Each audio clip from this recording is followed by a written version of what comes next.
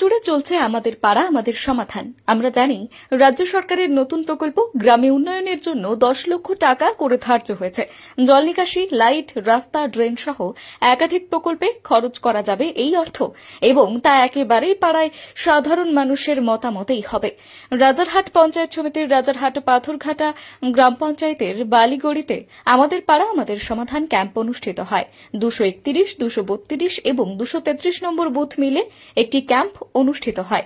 231 পার্টির পঞ্চায়েত সদস্যা নাসরিন সুলতানা, 232-এর শাহিনুর মোল্লা, 233-এর চামেলি মণ্ডল পার্টে এই ক্যাম্প করা হয়।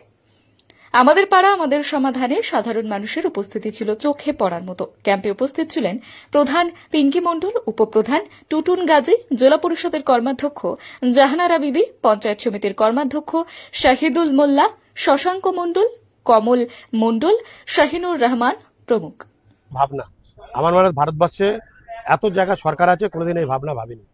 দেখুন, দিল্লি একটা সরকার আছে, অযোগ্যতা সৃষ্টি করছে, সে সরকারের মাথায় কিন্তু ছিল না। দিদির যে বিপুল ছাড়া দুয়ারে সরকারে ছিল, কন্যাশ্রী থেকে রূপশ্রী থেকে শুরু করে একাধিক প্রকল্প থাকার পরেও লাস্টে যে যার সমস্যা সে পাড়ায় গিয়ে তার বাড়ি পাড়ায় বলতে গেলে না, তার ধরো স্কুলটা আছে একদম গ্রামের বাড়ি বাড়ি বলতে গেলে চলে, একদম গ্রামের মধ্যস্থলে। তাহলে সে তার পাড়ার আধার কার্ডটা আই কার্ডটা নিয়ে এসে অভিযোগ করে গেছে যে আমার একটা ছোট্ট রাস্তা লাগবে, কেউ বলে গেছে একটা ছোট্ট লাইট, কেউ একটু জঞ্জালের ব্যবস্থা করার কথা বলেছে। ছোট ছোট সমস্যা 99% কাজ দিদি করে দিয়েছে। 1% যেটা মনে হয় বাকি ছিল বালিগড়ির মুখে, আজকে দিদির এই পাড়া সমাধান থেকে কমপ্লিট হয়েছে। ওটা সারা পাড়া না, কাজ তো অলরেডি মমতা ব্যানার্জি করেই যাচ্ছিল, হিউজ কাজ করেছে, ঠিক আছে। তার জন্য আমাদের 21-এ এত ভালো ফল হয়েছিল।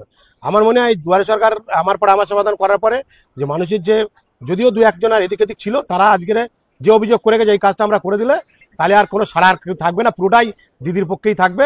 এটা বিরোধী আমাদের বালিগড়ি, শুধু বালিগড়ি না, পাথরঘাটা রাজারহাট বিরোধী বলে কিছু নেই। যে দুটো একটা লক্ষ্মীর ভান্ডার এদিক সেদিক বাদ ছিল, আজকে দিয়ে গেছে। ছোট ছোট রাস্তা মানে 10 ফুট 20 ফুট, যারা বলছে যে মেন রাস্তা হয়ে গেছে, আবার গলিগুলো একদম ছোট ছোট, কারো 30 ফুট, কারো 40 ফুট, ধরা আজকে 17-18 জনা করে অভিযোগ করে গেছে। এই রাস্তা আমাদের 10 লক্ষ টাকা করে আমার মনে হয় হয়ে যাবে। আর কিছু লাইটের কথা বলেছে, 70-80টার মতো টোটাল লাইট হচ্ছে, এইসব করে 3টে বুথে আমরা লাইটের ব্যবস্থা, আমাদের যা টাকা 30 লক্ষ টাকা 3টে বুথ নিয়ে যেটা হয়েছে, ইনাফ কাজ হয়ে আমার মনে হয় টাকা বেশি হবে। এটা একটা জমি ভিতরে ছিল, এখন তো জমির দাম আপনারা জানেন খুব হিউজ ইউনিটনের পক্ষে। এই জমিটা আমাদের দাদুদের ছিল, দাদুরা দান করে দেওয়ার পরে রাস্তার বিকল্প ব্যবস্থা করিনি আমরা। যাদের মালিক ছিল আলপাত ছিল, ছোট সরু আলপাত, সেখান দিয়ে লোকজন আসা যাওয়া করতো। কিন্তু যার জায়গা সে যদি না ছাড়ে, এটা 9টা প্লটের পরে স্কুলটা ভিতরে, তারা ওই 2 ফুট 2 ফুট করে ছেড়ে যেটুকু হয়েছে সেই 4 ফুট 4-5 ফুট করে একটা রাস্তা আসার জন্য খুব অবস্থা খারাপ জায়গায়।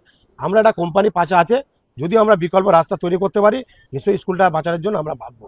এটা নিয়ে আমরা অবশ্যই ভাববো, এটা আমরা বিডিও সাহেবের সাথে কথা বলে যদি একটা রাস্তা বিকল্প ব্যবস্থা করা যায়।